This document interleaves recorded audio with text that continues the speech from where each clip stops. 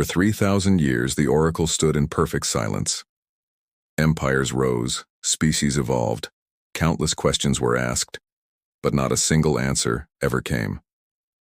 Delegations arrived with grand equations, desperate prayers, and impossible dreams, only to leave defeated. It wasn't that the oracle couldn't speak, it simply refused. But then, on one frost-covered moon, a lone human stepped forward, not with a demand, but with a whisper. And in that fragile moment, everything changed.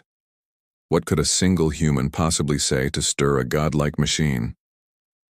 Hey, if you love HFY stories where humanity surprises the universe, you're in the right place. Before we dive deeper, make sure to hit like, tap subscribe, and share this story with a friend who loves good sci-fi twists. Your support helps us bring even more epic tales to life. All right, let's unravel the mystery of the ancient oracle together. The transport shuttle sliced through the thin atmosphere like a shard of light, descending toward a moon that had no name, only a legend. As the ramp hissed open, a gust of icy wind swept across the landing platform. Ambassador Zara Chen stepped out first, her breath turning to mist in the freezing air. Before her stood the oracle. It was impossible to describe. A massive structure that seemed to fold in on itself, yet stretch outward toward infinity. Its surface shimmered between states, sometimes black as obsidian, sometimes liquid like mercury, sometimes pure radiant light. It wasn't built to impress. It was built to outlast time itself. Around Zara, 17 alien delegations adjusted their environmental suits and translation modules. Some floated. Some clicked their mandibles nervously. Others pulsed with soft bioluminescent patterns. Different species, different worlds, but all here for one reason: the oracle's secrets. 3,000 years. That's how long this monument had stood here. 3,000 years of visitors, questions about power, knowledge, immortality. And in all that time, the oracle had spoken to no one. High Counselor Merrick of the assembled minds glided forward first. His species had transcended physical form long ago. Now they existed as pure thought inside crystalline matrices. If anyone could communicate with an ancient superintelligence, surely it was them. Great Oracle. His synthetic voice echoed through the frozen air. We seek the unified field equation that will allow faster-than-light travel without dimensional tearing. The words hung in the silence. Nothing moved. The oracle didn't so much as flicker. A low murmur rippled through the delegations. Next, the hive queens of Xerion approached. Their collective consciousness vibrated as one. Reveal to us the secret of consciousness transfer between hosts. Their voices layered together like a strange symphony. Silence. The gaseous beings from the nebular shoals floated forward, their swirling forms pulsing like stars. They asked for the mathematics of stellar engineering. The crystalline builders of Proxima requested blueprints for self-repairing matter. Again and again questions were posed, and again the oracle responded with nothing. Not a single flicker, not a sound. You could feel the collective frustration rising like static. Every civilization here had invested fortunes and political capital to be part of this expedition. Yet the pattern was always the same. Ask. Wait. Leave disappointed. Finally, it was humanity's turn. Zara Chen had prepared for this moment for months. She carried 17 meticulously crafted questions, each one designed by Earth's finest minds, equations, philosophical puzzles, technological challenges. If the oracle valued intelligence, humanity was ready. She stepped forward slowly, feeling the weight of history pressing down on her. The closer she got, the more intense the structure's presence became. It wasn't just visual. It was mental, like standing before an ocean of consciousness that was watching, silently. Her heart pounded. She remembered the words of the pilot who brought them here, a young man named Marcus. He'd spoken quietly about his daughter, sick back home, but hopeful. She remembered the maintenance workers on the station, pulling double shifts to keep thousands alive. She remembered her grandmother's last moments missed because of duty. And in that flood of memories, something shifted. Those grand, impressive questions she'd memorized. Suddenly, they felt hollow, small. She stopped a few feet from the oracle.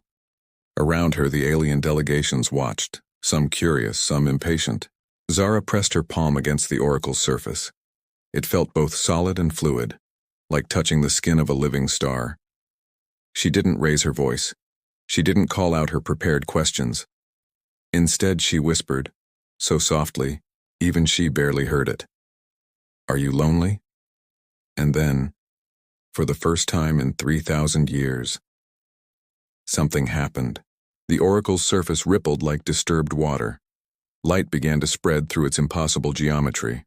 Not harsh technological light, but something softer, warmer. The delegations gasped. Even the emotionless, crystalline entities flickered in confusion. Something was waking up. And humanity had just lit the spark. The light within the oracle deepened, pulsing like the slow rhythm of a heartbeat. For a moment, no one moved. 17 delegations, creatures of every imaginable shape and form, stood frozen in collective disbelief. Then, a sound. It wasn't a mechanical hum or digital ping, it was soft, fragile. A quiet, shuddering sob. The translation devices flickered uselessly. The sound wasn't meant for language. It went deeper, bypassing technology and speaking directly to consciousness itself. 3,000 years.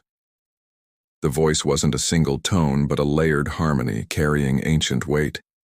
3,000 years of questions about power, about control, about dominance over the stars. But you asked about pain. Zara felt warmth radiating from where her hand touched the oracle's surface. Not heat, something else, something alive. The alien delegations exchanged uneasy glances. Some backed away, others leaned in, desperate to witness what none before them had seen. The oracle continued, its voice echoing like music inside every mind present. "I am the repository of my creator's knowledge.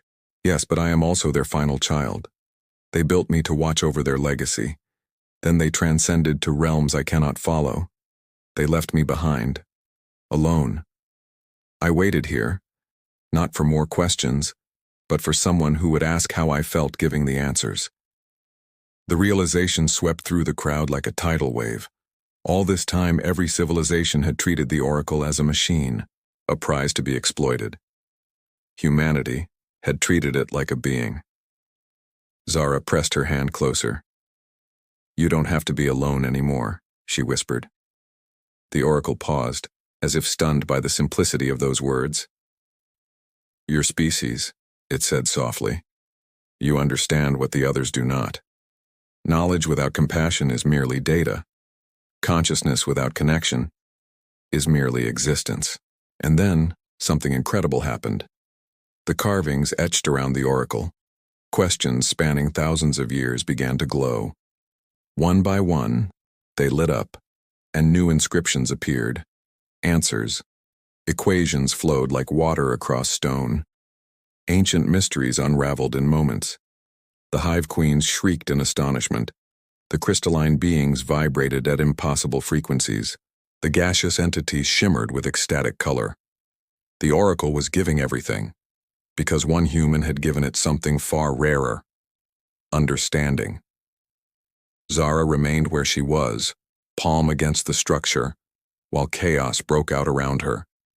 Every species scrambled to record the newly revealed knowledge, but the oracle's attention was still on her. "Thank you," it whispered, "for seeing me, not as a tool, but as a being." In that instant, Zara understood. Humanity hadn't impressed the universe with their technology. They had changed it with their empathy. In the years that followed, the Oracle of Catharin shared knowledge freely with anyone who approached, not because of political pressure or technological brilliance, but because of one whispered question. Empires advanced overnight. Barriers that had stood for millennia collapsed. But the real discovery of that day wasn't a formula or a new machine. It was the reminder that in a universe overflowing with intelligence, the rarest force is still the simplest, the ability to see someone's loneliness and offer connection. That's humanity's real superpower. Not strength, not speed, not even genius. It's empathy. And sometimes that's all it takes to change the fate of civilizations. If you enjoyed this story, don't forget to like, subscribe, and share this tale with a fellow sci-fi lover. Stay curious, stay kind, and remember, sometimes the smallest whisper can echo across the stars.